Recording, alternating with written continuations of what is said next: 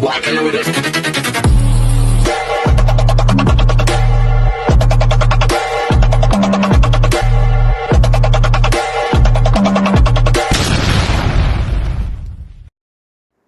Hi everyone! Good evening! I'm back! It's your Mama Sam para dito sa Sam Sam TV. Kamusta naman kayo mga amigo, amiga, kumare at kumpare? Sana lahat kayo ay okay na okay ngayong Sunday. Syempre kung tatanungin ninyo, masaya naman ako today kasi syempre nakapagsimba tapos nakapamasyal.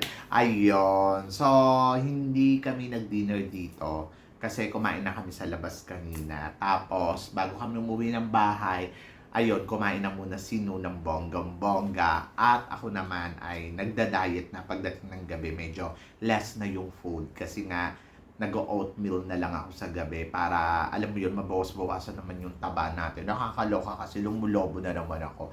Hindi ako maganda pag tumataba ako ng bonggang-bongga. Charot. Actually, maganda ako pag tumataba. Ang ayoko lang yung hina-high blood, di ba? Diyos ko, nakakaloka yun. Ang dami natin naririnig ng mga hina-high blood, hina-atake. So, syempre, iwas-iwas na tayo sa mga ganun kung kaya naman natin, di ba? Kaya kayo guys, hanggat maaari, syempre, pag kaya nyo namang magbawas-bawas ng food, bawas-bawas konti, huwag yung lapang ng lapang, lalo na sa gabi. Kasi ayun yung talagang nagpapalaki ng cholesterol sa katawan natin. Kasi nga, syempre, mahirap ng tunawin. Pagdating sa gabi, hindi na tayo masyado kumikilos. Kaya, ayun, ganon. O, diba? So, ngayon, guys, marami tayong chika. Dahil ang pag-uusapan natin ngayon, ang tanong kasi sa akin ay, sino daw ba ang mas malakas sa tingin ko? Si Cyril Payumo or etong si Miss Iloilo na si Alexi Brooks. Okay. To be honest, ako para sa akin, syempre, parehas naman silang potential. Parehas silang maganda, parehas silang magkaiba yung ino-offer, parehas silang malakas, parehas silang, alam mo yun, yung aabangan mo sa Miss Universe. Kasi syempre, si Cyril Payumo, iba yung ino-offer niya. Ako kasi, para sa akin si Cyril, syempre yung beauty na meron siya, medyo iba yung atake. Para siyang si Susmita Sen. Hindi ko alam kung ano yung lahi ni Cyril Payumo, may pagka-India ba? Kasi kung titignan mo, para siyang Indiana, no? So, yung beauty na meron siya, ang lakas din maka-Susmita Sen. Ganon. Yung, ewan ko ha, yung aura, yung nakikita ko, parang Susmita Sen na pinaghalong, tawag dito, Charlene Gonzalez. Nung lumalabas si Charlene noon, parang ganun yung hugis ng mukha. Pagkatapos, yung parang yung aura niya, masusmita. O, di ba? So, ako yung sa Binibining Pilipinas noon, natutuwa ako dito kay Cyril kasi ano siya, kung titignan mo kasi, ang ganda niya talaga nung time na yon. At hanggang ngayon, maganda siya, lalo sa mga photoshoot na lumalabas. Grabe, panalo. Ang beautiful face. Gusto ko yung mukha niya kasi parang feeling ko nga, beauty queen materials. Tapos, ang gusto kong baguhin niya, kasi minsan parang pagtitignan mo siya, hindi siya ganun ka-strong. But, yung lakad niya, kasi matangkad, talagang mapapawaw ka sa kanya na parang wow, ang haba ng mga bias. Maganda to i-develop, maganda to i-train ng bonggang-bongga. Sana may panahon yung team niya na ayusin lahat. Siyempre, Miss Universe Philippines na to, hindi naman po pwede na umasa na lang tayo kung ano yung ipapakita ni Cyril. At hindi rin po pwede na parang makontento na kayo na akala natin na parang yung mga ganitong galawan ni Cyril panalo. So, dapat kung kaya nyo pa yung i-improve nyo pa para pagdating sa Miss Universe Philippines, may ibubuga talaga. Yung kumbaga, alam mo yun, hindi siya sayang. Ganon. Kasi sa totoo lang, nakikita ko sa kanya, parang Beatrice Luigi Gomez na parang pag tinignan mo, may wow factor agad di ba?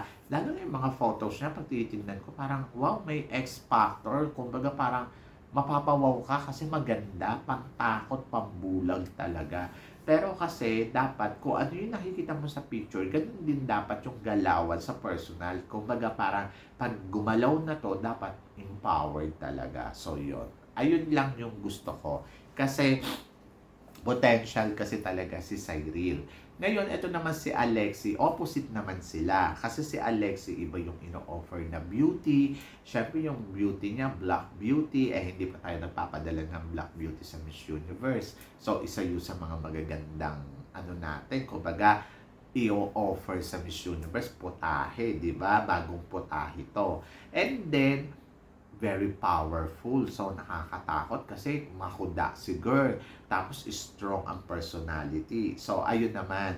Kung si Cyril medyo may pagka malamya, eto naman si Alexi, very strong naman at powerful talaga. Kung ako tatanungin mo, syempre, etong materials na Alexi, kumbaga parang si Alexi, ang masasabi ko na, wow, gusto ko siyang dalhin sa Miss Universe. Kasi parang feeling ko, kaya niyang pumasok, kaya niyang mag-enter, kasi merong ibang beauty na ino-offer. Kasi di ba kung titignan mo, hindi pa naman tayo nagpapadala talaga sa history natin ng Black Beauty. Kung sakasakali, siya ang the first woman na ipapadala natin sa Miss Universe na Black Beauty, ang Peg, di ba? So doon pa lang, mapapansin na siya ng bonggang-bongga, maganda i-package. Pagkatapos, plus, matalino si girl, magaling komoda, talaga yung alam mo yon, empowered kapag sumagot. Ayun nga lang, ang sinasabi naman nila pagdating sa styling naman, ang problema natin dyan ay nahahawig nga daw kay Susubini Tonsi. So siguro mas maganda, sabi ko nga, pag-aralan nila yung makeup, pag-aralan nila yung style na gagawin, kung kinakailangan kalbuhin nila ng buo, gawin nila para maiba lang, hindi makita yung ano. So, sabi naman ng iba, magpahaba ng buhok. Sabi ko naman, pag pinahaba ng buhok, para maliless yung empowered look niya. So, kasi kaya siya napapansin, gawa nga nung short hair niya, very strong. Ganon. So, ako sa totoo lang, kung sa kanilang dalawa ni Cyril, sino ba ang the best? Para sa akin, Alexi pa din ako. Kasi si Alexi kasi, may ino-offer na something nakakaiba. And then, parang feeling ko, i-develop na lang yung styling niya. Tapos, very powerful. Ganon. Ayun kasi yung gusto ko. Dapat sa Miss Universe, makikita nila sa'yo, pag dumaan ka, you are Miss Universe. Hindi yung pag dumaan ka, parang sasabihin nila, you are Barbie dahil. Charot. Di ba? So, dapat makita nila yung empowered ka talaga. That's why you are Miss Universe. So, yun. So, syempre, dapat mapag-aralan nila talagang parehas kung ano ang the best na kailangan nilang gawin. So, ako gusto ko si Cyril kasi parang interesting ang personality, or tingnan natin kung babaguhin nila yung eksena nito. Si Alexi naman, parang sabi ko nga, nako, mukhang kaya niyang talunin si Cyril kasi gawa nga sa pagiging empowered niya. So, dapat mag-ingat din si Cyril dito kay Alexi. Kaya lang kasi si, naman, merong ino-offer na kakaiba yung height, yung beauty. So, mag-ingat din doon si Alexi. Actually, depende na yun sa kanila kung paano nila ilalaban yung mga lugar nila sa competition ng Miss Universe Philippines. Kasi darating naman sila doon eh. So, magkaalaman sa presentation nila, magkaalaman sa mga galawan nila, sa kuda nila, kung ano yung ilalatag nila sa tao, at kung sino yung susubaybayan talaga.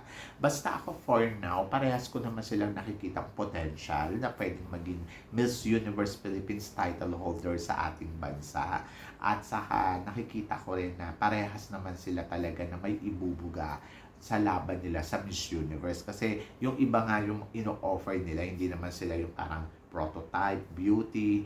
Kumbaga parang si Cyril, iba yung beauty. Si Alexi, iba yung beauty. So, pag pinagsama mo silang dalawa, winner yan. No? Diba? So, yun. So, tingnan natin. Masaya to, masaya. And I hope na makapaganda ang bawat isa sa laban nila sa Miss Universe Philippines. At maipakita nila yung ino-offer nila at maipakita nila yung kung ano ang talento na meron sila at kung ano ang kakayahan na meron sila pagdating sa competition ng beauty pageant. So, yun. So, wish all the best. Siyempre, parehas natin sa supportahan to. Pero kung tatanungin mo ako ngayon, sino ba ang mas malakas sa kanilang dalawa, ang sagot ko dyan, parehas lang naman silang malakas. So, ang dapat mong abangan sa kanila kung ano ang ilalatag nila sa competition ng Miss Universe Philippines for 2022. Yan, ganon. Siyempre, exciting to kasi parehas silang makuda, parehas silang magaling, parehas silang nanalo sa kanilang mga provincial pageant. So, tingnan na lang natin kung sino ang kakabog at kung sino ang maiiwan sa competition na to, di ba? Abangan pa natin kasi sa susunod na linggo, mas marami pang darating, di ba? So, yon kayo guys, ano guys ang masasabi ninyo dito sa mga pinag-uusapan natin ngayon? So, please comment below para at least malaman ko naman kung ano naman ang chika mo sa mga tinatalakay natin. So, yun guys, maraming salamat. Syempre, sa inyong lahat, sa walang sawang suporta na binibigay ninyo, syempre, dito sa channel ko. At sa mga hindi pa po nakaka-subscribe dyan, please don't forget to click like and subscribe my channel. At i-click nyo na rin po ang notification bell para lagi kayong updated, syempre, sa aking mga chika. Sabi ng ganon, always keep smiling lang para lagi kang maganda. So guys, hanggang dito na lang. Hanggang sa muli nating chikahan. See you tomorrow. Thank you guys. Have a nice day.